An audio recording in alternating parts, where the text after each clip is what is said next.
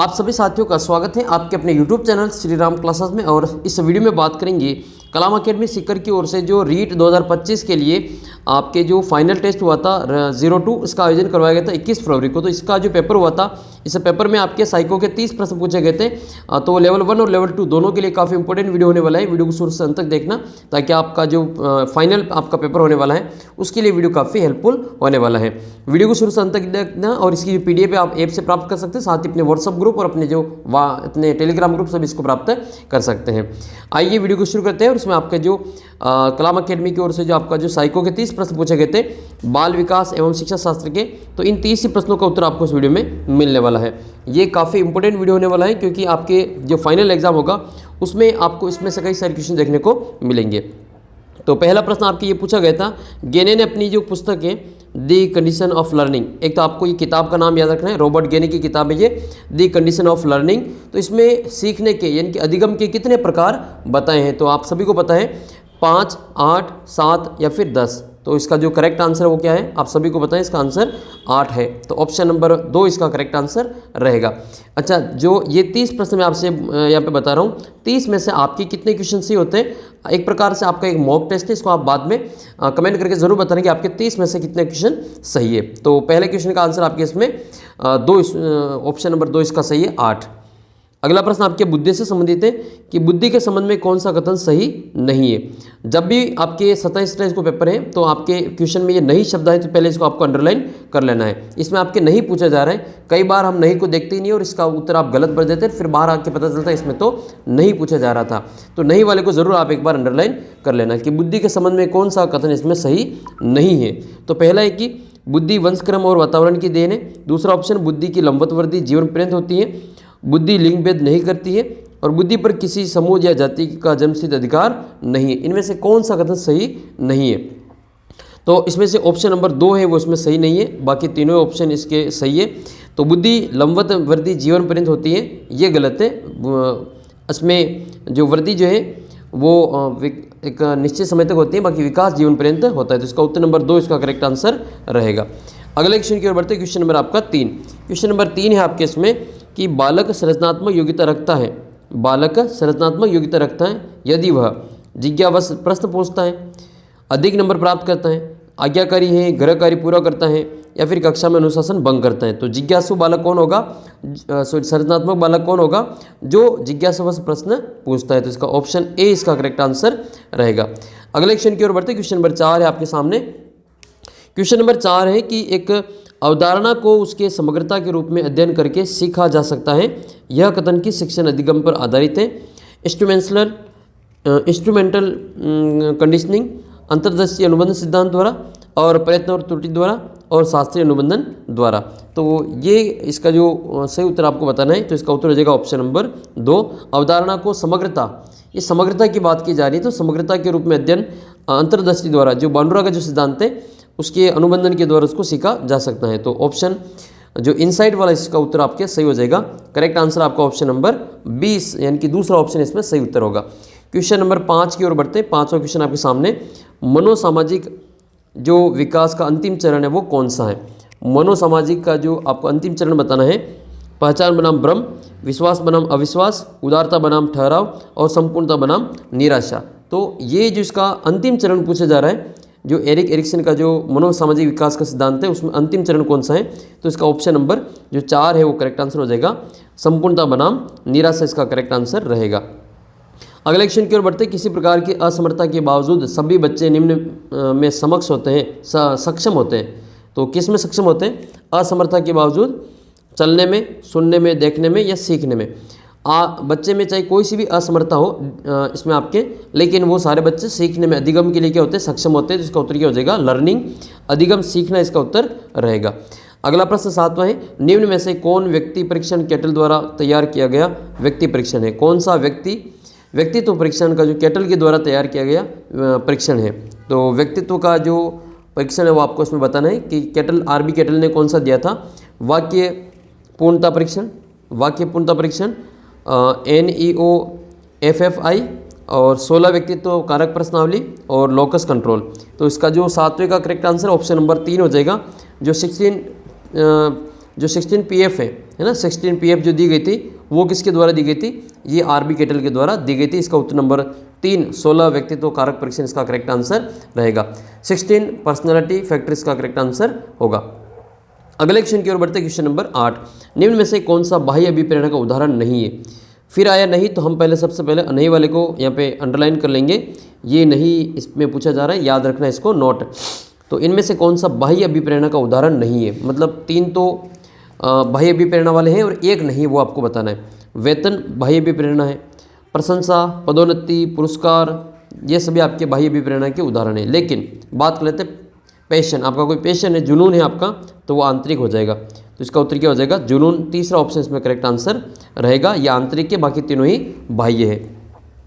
Question number 9 की ओर बढ़ते हैं। 9वां प्रश्न है, प्रतिभाशाली बच्चे किस संदर्भ में बेहतर होते हैं? केवल अन्य के साथ झगड़ा करने की योग्यता में, केवल समस्याओं का समाधान करने में, इनकी समस्याओं को हल करने में, केवल शिक्षक की सहायता करने में। तो प्रतिभाशाली बच्चे किस संदर्भ में बेहतर होते हैं, ये आपसे पूछा जा रहा है। तो केवल समस्याओं की, जो समस्याओं को हल करने की योग्यता में, वो क्या होते हैं? बेहतर होते हैं। तो इसका प्रतिभाशाली का उत्तर नंबर 2 इसका करेक्ट आंसर रहेगा। ये झगड़ा वाला नेगेटिव है और सहायता वाला भी नेगेटिव है। तो फिर आपके उपरोक्त सभी वाला तो बिल्कुल गलत हो जाएगा। इसका मतलब ऑप्शन नंबर 2 इसका करेक्ट आंसर रहेगा। क्वेश्चन नंबर 10 की ओर बढ़ते हैं। 10वां क्वेश्चन है, अपसारी चिंतन की विशेषता बतानी है। अपसारी जो चिंतन होता है, डाइवर्जेंट थिंकिंग जो होती है, इसकी आपको विशेषता बतानी है। तो यह आत्मनिष्ठ होता है, यह सब्जेक्टिव होता है, यह विशेष सृजनात्मक बालक में पाया जाता है, और यह आगमन पद्धति से संबंधित एवं अन्वेषणात्मक होता है, और उपरोक्त सभी। तो 10वें का जो करेक्ट आंसर है उपरोक्त सभी, इसका उत्तर रहेगा ऑप्शन नंबर 4 इसका सही उत्तर हो जाएगा। क्वेश्चन नंबर 11 की ओर बढ़ते। क्वेश्चन नंबर 11 है, नए लक्ष्य को और ऊर्जा और उन आक्रामक लक्ष्यों को पुनः निर्देशित करना तथा उन जो अक्सर कलात्मक और बौद्धिक सांस्कृतिक लक्ष्य होते हैं क्या कहलाते हैं? तो ये उदात्तीकरण, क्षतिपूर्ति, संबंधन या युक्तिकरण। तो सब्लिमेशन इसका करेक्ट आंसर हो जाएगा उदात्तीकरण। नए लक्ष्यों की ओर ऊर्जा या फिर उन आक्रामक लक्ष्यों को पुनः निर्देशित करना जो अक्सर कलात्मक, बौद्धिक और सांस्कृतिक होते हैं, उनको उदात्तीकरण कहा जाता है। ए ऑप्शन इसका सही उत्तर रहेगा। प्रश्न संख्या 12 आपके सामने है, एक समूह जो समाजमिति विश्लेषण के उपयोग व्यक्तित्व मापन की किस विधि के रूप में किया जाता है? एक समूह के समाजमिति विश्लेषण का उपयोग व्यक्तित्व मापन की किस विधि के रूप में किया जाता है? प्रेक्षण, ऑब्जर्वेशन, ऑब्जेक्टिव यानी कि वस्तुनिष्ठ, सब्जेक्टिव यानी कि व्यक्तिनिष्ठ, और प्रोजेक्टिव यानी कि प्रक्षेपी। तो 12वें का जो करेक्ट आंसर ऑप्शन नंबर 2 हो जाएगा, वस्तुनिष्ठ यानी कि ऑब्जेक्टिव इसका करेक्ट आंसर रहेगा। अगला प्रश्न 13वां है, इनमें से कौन सा कथन सत्य है? केवल आपको उसमें सत्य पूछा जा रहा है, सत्य असत्य इसके ऊपर भी आपको अंडरलाइन कर लेनी है। तो 13वें क्वेश्चन में आपके ऑप्शन देख लेते हैं। वृद्धि केवल एक मानसिक प्रक्रिया है, आनुवंशिकता अधिगम प्रक्रिया को प्रभावित नहीं करती है, और विकास केवल एक मात्रात्मक प्रक्रिया है, और अधिगम व्यवहारिक परिवर्तनों की प्रक्रिया। कौन सा कथन सत्य है वो आपको इसमें पूछा जा रहा है। तो देखो, ये मानसिक प्रक्रिया नहीं है, वृद्धि तो एक शारीरिक प्रक्रिया है। आनुवंशिकता अधिगम को प्रभावित नहीं करती है, गलत है। आनुवंशिकता अधिगम को प्रभावित करती है। विकास केवल मात्रात्मक नहीं हो सकता है, ठीक है, गुणात्मक और मात्रात्मक दोनों होता है। तो इसका मतलब ऑप्शन नंबर 4 इसका करेक्ट आंसर रहेगा। अधिगम व्यवहारिक परिवर्तनों की प्रक्रिया है, ठीक है। तो ऑप्शन नंबर 4 इसका करेक्ट आंसर रहेगा, यही सत्य है। बांडुरा का जो सामाजिक अधिगम सिद्धांत है उसके 4 सिद्धांत कौन कौन से हैं? बांडुरा का जो सामाजिक अधिगम सिद्धांत है उसके 4 अधिगम सिद्धांत कौन कौन से हैं? ये वेरी मोस्ट इंपॉर्टेंट है, ये आपसे याद रखना, ये पूछा जाएगा। क्वेश्चन नंबर 14 बहुत ही इंपॉर्टेंट है। तो मेटाकॉग्निशन, ध्यान, जुड़ाव, प्रेरणा या प्रतिधारण, इसका इंग्लिश वर्जन भी आप देखेंगे तो थोड़ा सा आप इसको तो जल्दी समझ पाएंगे। प्रतिधारणा, अनुभूति, ध्यान या प्रेरणा, अवदान, प्रतिधारणा, पुनरुत्पादन और प्रेरणा, अवदान, जुड़ाव, सहयोग और प्रेरणा। तो इसका जो करेक्ट आंसर है अटेंशन, एसोसिएशन, अटेंशन एसोसिएशन नहीं होगा, इसमें आपके रिटेंशन होता है, और रिप्रोडक्शन और आपके मोटिवेशन। तो इसका जो correct answer option number C, तीसरा ऑप्शन इसमें सही रहेगा। अवदान, प्रतिधारणा, पुनरुत्पादन और प्रेरणा, ये आपके जो चारों क्रम आपको ऐसे याद रखने हैं। 15 नंबर क्वेश्चन आपके सामने है, समायोजन के संबंध में कौन सा कथन सही नहीं है? नहीं वाले को अंडरलाइन करेंगे पहले, फिर उत्तर देंगे। यह एक समस्या समाधान करता है, बिल्कुल सही बात है। समायोजन जो है वो समस्या का समाधान करता है, संतुलन भी प्रदान करता है। यह निरंतर चलने वाली प्रक्रिया नहीं है। देखो, समायोजन तो निरंतर चलने वाली प्रक्रिया है, हमेशा हमें समायोजन करना चाहिए। तो इसमें ये नहीं देके इन्होंने गलत कर दिया, इसका मतलब ऑप्शन नंबर 3 ही इसमें सही है। और चौथा ऑप्शन इसमें सही हो जाएगा, समायोजन की अनुपस्थिति में व्यक्ति तनाव, संघर्ष और चिंता से घिरा रहता है। बिल्कुल सही बात है। अगर आप एडजस्टमेंट नहीं कर पाएंगे, सेटलमेंट नहीं हो पाएंगे, तो आप जो व्यक्ति जो टेंशन में, संघर्ष में या फिर चिंता में आपसे इन सारी चीज़ों से घिरा रहता है। तो ऑप्शन नंबर 3 इसका करेक्ट आंसर होगा कि यह निरंतर चलने वाली प्रक्रिया नहीं है, जो कि गलत है। 16वें क्वेश्चन की ओर बढ़ते। क्वेश्चन नंबर 16 है, स्कूटर चलाने वाले व्यक्ति द्वारा कार चलाना सीखते समय उसके पूर्व के अनुभवों का सहायक होना किस प्रकार का अंतरण है? ये पॉजिटिव हो जाएगा इसका उत्तर। ठीक है, एक मिनट। क्षैतिज अंतरण, धनात्मक अंतरण, शून्य अंतरण और द्विपार्श्विक अंतरण। तो इसका उत्तर करेंगे पॉजिटिव ट्रांसफर। तो धनात्मक अंतरण इसका उत्तर रहेगा। ठीक है, ऑप्शन नंबर 2 इसका करेक्ट आंसर हो जाएगा। मैस्लो की आवश्यकता सोपानकी का चरण कौन सा नहीं है? अब्राहम मैस्लो का जो आवश्यकता सोपानकी दी गई थी, तो उसमें जो हायरार्की दी गई थी, नीड हायरार्की वाला, उसमें कौन सा नहीं आता है वो बताना है। जैविक आवश्यकता, सम्मान की आवश्यकता, व्यवहारिक आवश्यकता और सुरक्षा की आवश्यकता। तो 17वें का करेक्ट आंसर हो जाएगा व्यवहारिक। जो प्रैक्टिकल नीड है वो इसमें नहीं होती है, तो इसका उत्तर हो जाएगा आपके ऑप्शन नंबर 3। 17 का 3 इसका करेक्ट आंसर होगा। क्वेश्चन नंबर 18 आपके, किन निम्न में से ग्रंथियों के आधार पर व्यक्तित्व का विभिन्न प्रकारों में चर्चा किसने की थी? ग्रंथियों के आधार पे तो देखो, क्रेस्मर ने, स्प्रेंजर ने, जुंग ने या फिर कैनन ने। तो ग्रंथियों के आधार पर जो व्यक्तित्व का जो वर्गीकरण किया था वो किसने किया था? कैनन ने किया था। इसका उत्तर क्या करेंगे? कैनन करेंगे। ऑप्शन नंबर सी इसका करेक्ट आंसर हो जाएगा। 19वां प्रश्न है, पिछले बालकों के लिए शैक्षिक लब्धि शब्द की जो अवधारणा है वो किसने दी थी? जो एजुकेशनल IQ है वो किसने दिया था? बर्टन ने, सिरिल बर्ट ने, सोनेल ने या फिर गॉर्डन ने? तो बात कर लेते शैक्षिक लब्धि की, तो ये दिया था आपके सिरिल बर्ट ने। तो इसका उत्तर क्या करेंगे? सिरिल बर्ट करेंगे। अगर आप जो PYQ के पेपर के टेस्ट देना चाहते हैं फ्री में, तो PYQ कौन कौन से? 2011 वाले RTET, 2012 वाले RTET, 2015 वाले रीट, 2015 वाली रीट और 2017 वाले रीट, 15, 17, 21, 22 इनमें जो पेपर हुए हैं, इन सभी के अगर आप साइको के पेपर के टेस्ट देना चाहते हैं फ्री में, तो आप ऐप के ऊपर जाके फ्री में टेस्ट दे सकते हैं। सभी का लिंक वीडियो के नीचे आपको डिस्क्रिप्शन बॉक्स में मिल जाएगा। इसके अलावा आपके जो लैंग्वेज के जो टेस्ट है वो भी आप दे सकते हैं। भाषा प्रथम हिंदी के टेस्ट भी आपको मिल जाएंगे।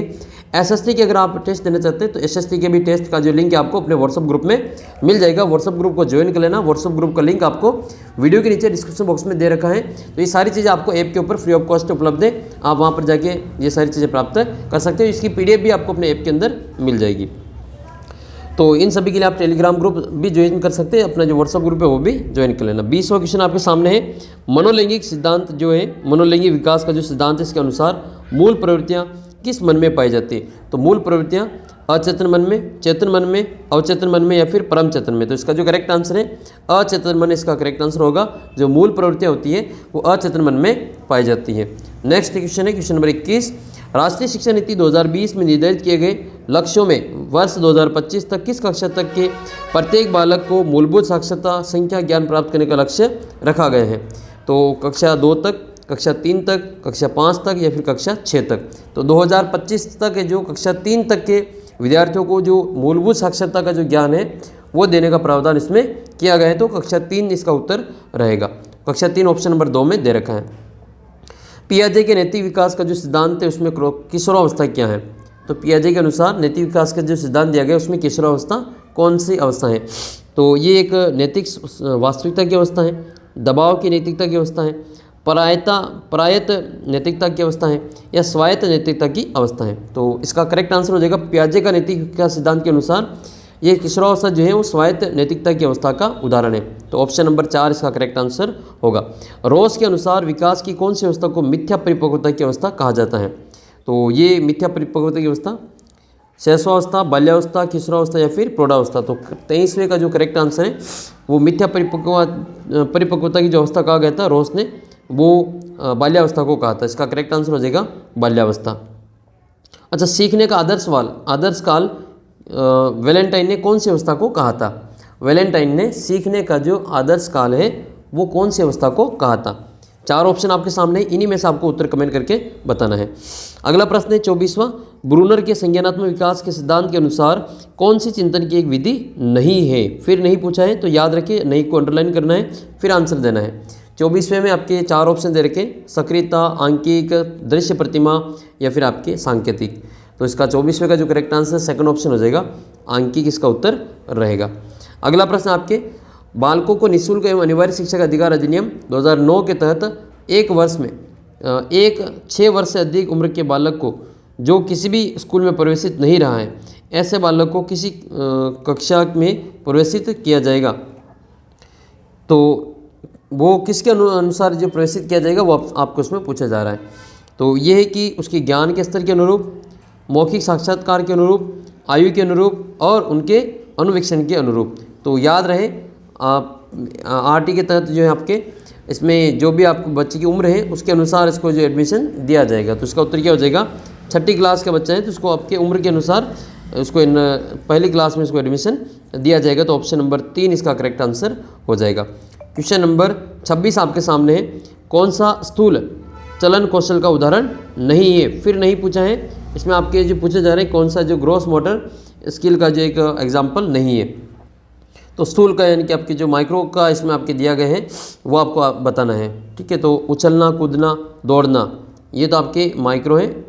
ठीक है, ये तो आपके मोटर ग्रॉस मोटर है। अब आपको माइक्रो मोटर का बताना है तो इसमें आपको हो जाएगा सूक्ष्म। तो सूक्ष्म को बोला हो जाएगा इसमें आपके ब्लॉक बनाना। तो इसका उत्तर क्या हो जाएगा, चौथा ऑप्शन मेकिंग ब्लॉक, इसका उत्तर चौथा ऑप्शन हो जाएगा। नेक्स्ट है आपके 27वां प्रश्न, कौन सा राष्ट्रीय पाठ्यचर्या 2005 के ढांचे के मार्गदर्शक सिद्धांत नहीं है। वेरी मोस्ट इंपॉर्टेंट क्वेश्चन है। 100% 3 शिफ्ट में पेपर होंगे, एक शिफ्ट में आपके ये क्वेश्चन फिक्स पूछा जाएगा, वापस से आपके रिपीटेड क्वेश्चन होगा। तो ऑप्शन ए है, ज्ञान को स्कूल के बाहर जीवन से जोड़ना, बिल्कुल सही, ये तो सिद्धांत है। परीक्षा को अधिक लचीला बनाना, कक्षा की गतिविधि से जोड़ना, ये भी है।